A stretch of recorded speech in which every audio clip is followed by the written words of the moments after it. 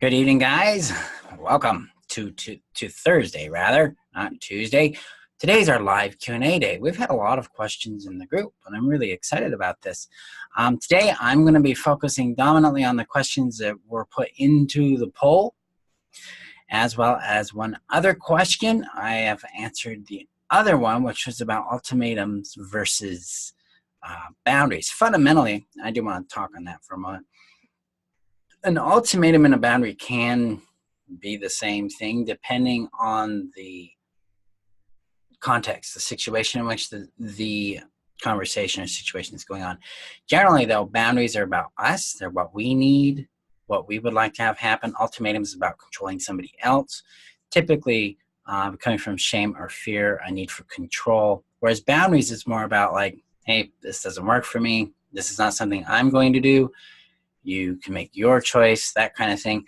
And then generally, a boundary in that context can convert to an ultimatum when that person, the other person, does something or chooses something that's not compatible or is a deal breaker for us, okay? So generally, when you're dating somebody, you're developing a relationship or a friendship with somebody, those deal breakers will come up in conversation so that they're aware of them. And then if they decide to cross them, well, then you're in red flag territory. Red flag means the relationship stops, it ends, and you step away from it. Generally, with ultimatums, it's about trying to control somebody else's choice. It's acting as a threat. It can be intimidating. So be mindful of that, okay? All right. I've got the questions here, so I just need to pull them up. Okay, here we are. Fun with questions. So first one is, how do I know it's the real me or the fantasy? Because this week we've been talking a bit about the codependent fantasy. The real you is typically going, well, if we're exiting the fantasy, you're going to have pain. You're going to have grief. You're going to be confused. You're going to lose your sense of center and your sense of gravity about yourself and about the world, about relationships. Things are going to feel very confusing because now we're changing the game. The rules no longer work. We're realizing that the physics of our relationships didn't function the way we thought they were supposed to, the way we were taught they should function, the experiences we were promised, because we've gone through this huge confusion. We've experienced verbal abuse. We've been told terrible, terrible things about ourselves. We've had promises made and broken repeatedly. We have been abandoned. We have been gaslit. We've been made to feel crazy. We've been made to wonder if we're even real, right? We wonder if we're okay, if we're safe, we're secure. We don't even know what is secure or safe anymore because we don't know if it's stable or if it's reliable. So when we start getting back in contact with the real self, we start to experience the pain of our experience. We start to get in contact with that confusion, and we get contact with our anger, with our grief, with our sadness, and also our awareness. The real self is found within the emptiness that we tend to feel when we're dealing with narcissistic abuse, we're dealing with neglect, we're dealing with our lives being absorbed into somebody else because we were a high-level caretaker, caregiver. And emptiness is where we actually start to find ourselves again. So it's technically not empty. It's that we need to lean into it and begin to feel it out, sense it out, explore it, and listen to it. Rather than analyze and try to fix it, is to listen. Because this then starts to create connection with ourselves again. And this is how we start to heal that internalized loneliness that we deal with. This is where we start to heal the emptiness because we're going, I am here. There are needs I have here. There is a point, hey, there is a part of myself here. There's a point of reference to life here that I haven't had contact with for a long time because we have discarded ourselves. We've discarded our focus on ourselves and being ourselves in order to make room to absorb the other person so we could be whatever we thought they needed us to be so they wouldn't discard us, right? So when we lean into this emptiness, we're actually getting in contact back with ourselves. And this is why in the heal process in Codependency Confidence, I have the step 3 part of it, which is the embodiment. This helps us lean into that space, into that discovery in the emptiness, and start to find out who we are as confidence, as love, as beingness, as courage, as trustworthiness, as being lovable and wanted and kept. That's why I use that process. That's why it's there. So this is how we start to heal that internal loneliness, internalized loneliness, and it's how we begin to connect back with the real self. Now, fantasy is always going to be about controlling someone else. It's always going to be extremely ideal. It's always going to avoid solving our pain by taking a different action in our life. Fantasy, especially in codependency, is about maintaining the status quo while magically making it change. So they don't actually have to change all that much. They just need to stop being the narcissistic or abusive person they are and become something else entirely. But I don't need them to do. I just need them to be the ideal person they were when they were love bombing me. That's really what we're going for in that fantasy. And you see how even I get a little confused in it because it's not a rational experience. The fantasy isn't based on a common or logical experience. It's based on an emotional hope of being kept and loved, and we're just trying to make it work in our head so that we can manipulate reality to keep them there. Okay? All right. So that's how we deal with the fantasy, and that's also how we start healing internalized loneliness. Now, if you're dealing with internalized loneliness, the addiction to connection course in Codependency Confidence goes deep on healing the attachment trauma that is the root of love addiction, trauma bonding, and internalized loneliness. So you want to jump in on the membership and start that process for you if that's something you struggle with. Okay. All right. So the next question was, how do I handle it when they don't love, appreciate, or want me? This is about acceptance. It is about grief. And it's about understanding that we are going to have to live with that. We don't have a right to change them. If you've asked and they don't change, they don't change. And it's our job to make different choices after that. Now, sometimes people will stay in relationships like that for other reasons, financial, health, children, other considerations they have going on. If you're in that kind of situation, it's time to just accept that they're not going to do that. And then you're going to need to meet your needs elsewhere. But if you're in a situation like that and you're going, that's time for me to leave, then that's generally what you're going to have to do. Because these people aren't going to change. They have no onus to change. They're not the problem. They really sincerely believe you're the issue. And that's because they're coming from that benefit-oriented relating where you are their supply, so shut up and give me what I demand. I mean, I'm very deliberate with that because that's how they treat us, right?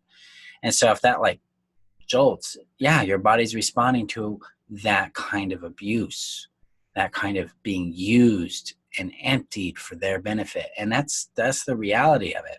I kind of hit hard a bit on these things because a lot of times we build tolerance to this. We're like, well, if I change this and I work this out, then I can tolerate them. I can live with it. That's not what this is about. Fundamentally, we need to begin moving on from this relationship, at least in the aspect of looking for them to change, and then start building friendships and relationships elsewhere that nurture your well-being. Not to tolerate them and hope that they'll change one day or just be able to live with it. That's not what this is about. It's about moving on and healing and growing so that you can actually discover that you really are worth it. I mean, that's what this is all about, guys, is you guys discovering, like I have, that we are really worth knowing, loving, and keeping, just as we are, the true self, not the programming that we have going on, but the beauty and brilliance that we truly be, okay? So how do we handle it? We accept it, and we grieve that we're not going to get it with that person, and then we need to start making some choices and changes in our life, because if we keep choosing that person, hoping for those results, we're no longer a victim. We're a perpetrator in this. We keep choosing it, thus we keep creating it. And we have to take accountability for that. We have to be sober about the role our choices have in perpetuating these scenarios. And this includes people who have left toxic relationships or entered back into the dating field, and you keep choosing toxic or unavailable people. You're making choices here. you're ignoring red flags, you're settling because of that internal loneliness, you're not building based on your worth. You need to get back to your worth, retrieve it, and practice cultivating it so that you are choosing people who like and respect and honor your worth. They see it too. And they want that worth, that value. They want you as you are in their life because they like and care about who you are. That's the big goal there. And that's the objective of all this work, is to build real relationship with ourselves so we keep ourselves because of who we are, not because of what we do. We stop treating ourselves as an object as well. And we're choosing people and building relationships and friendships with people who like us for who we are. All right. And that's fundamentally connected to the last question. How do I heal from this? The codependency trauma, the discard trauma, the narcissistic abuse trauma. We have to go through 4 principal things. And this is universal. I've seen it over and over and over. And this is what we got to do. 1, we need to heal our shame. We need to release the shame and integrate love as our governing value. This is what the HEAL course in Codependency Confidence helps you accomplish. This is a process of discovery. It's like, ooh, I know how to do this. Ooh, this is what it's like to be worth it. This is what it's like to be kept. This is what it's like to be known. We got to experience this and build it into a routine in our lives, both with other people and us knowing ourselves, becoming curious about who we are, becoming interested in ourselves, liking ourselves, and investing in ourselves, okay? That's step number 1. So that's basically what HEAL does. Is it helps you restore your identity, reconnect with your true value, which is in love. And that leads you to number 2. Step number 2, which is addiction to connection. This is where we take connection, we remove it from control, and we start restoring emotional, not a word for it, but connection, where we feel bonded with other people that love and respect us too. We feel the warmth of their presence, being welcomed, being included, being wanted there, being emotionally sheltered, being cared for in that space. That's what's essential here. That's what connection's all about. It's about companionship, intimacy, support, and play. This is where we, as we are, who we are, thrive. We're not checking to see if somebody's happy with us or not. We're not auditing ourselves to make sure that we're the right person for them. We are spontaneously ourselves. They are spontaneously themselves. We get what we need out of this. They get what they want.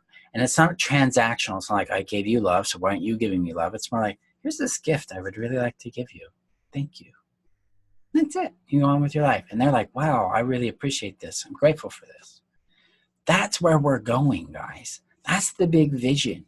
Real connection. And that's what addiction to connection helps you to start creating and experiencing in your life. And it does that by healing your internalized loneliness, helping you break free of love addiction or trauma bonding, and start reconnecting back with yourself emotionally and with others emotionally in a safe, controlled way so that you can experience connection without absorbing somebody else or without running from it, okay? Third component in healing codependency or narcissistic abuse trauma is taking control of our happiness. It's restoring our skills, basically. So we've got all these skills. We're really good at people pleasing. We're good at not rocking the boat. We're good about being invisible and doing what people want and all that. You know, we're really good at the codependent component. But now we've got to master skills that create happiness for us. That's knowing what our boundaries are, communicating them effectively, asking for what we want, saying no, saying yes, knowing what we want, being able to hear our own voice, understanding what our personal autonomy is, what our real power is, and then building boundaries and a world that we want to live in from those things. Knowing what our real priorities are. What do we really value? Help ourselves understand what our real purpose is being here. What do we want to contribute to the world that brings us joy? Okay? What does it mean to have a conflict and use it to build intimacy? This is what Thrive Strategy gets you in step 3. This is what I train you in how to do so that happiness becomes a byproduct of your choices. So where you begin to feel more and more fulfilled, more satisfied in you, and more capable in dealing with life and its challenges. And then step number 4 is really, that's what Get Closure Now is all about. It's resolving any trauma that comes up during steps 1, 2, and 3, so you can get that out of the way so that you can do those things more deeply, more effectively, and more quickly for yourself. So that is how we heal codependency. That's how we heal this trauma. We've got to adjust our identity, adjust our heart, and then adjust our action set, our skill set, so that we can connect from who we are in ways that promote our happiness. That's my big goal. That's the object of all of this. And that's what I've discovered in my own journey as I've had to learn how to deal with all of this. I had to learn how to have healthy relationships, what it means to have a boundary, how to execute a boundary, how to say yes and no. It's one of the biggest challenges I have ever gone through. And I'm going to be doing some Facebook Live trainings on that specifically. Because, man, guys, we deal with some hard stuff. The world is backwards to us. Healthy world operates in a backwards way to the way we were conditioned or trained. So that can be really, really confusing. And that's okay that it is. Okay? So those are the answers to the questions on this week's live Q&A. Thank you guys for participating in it. Next Thursday is our next live Q&A, so keep an eye out for that. Continue to share your questions in the group and support each other. I appreciate all the time, all the effort you guys put into each other. Look how you support each other. Look at the community you're helping build here. I really appreciate that. So let's keep that up. And I will see you guys next Tuesday for our next Facebook Live training. You guys have a good night.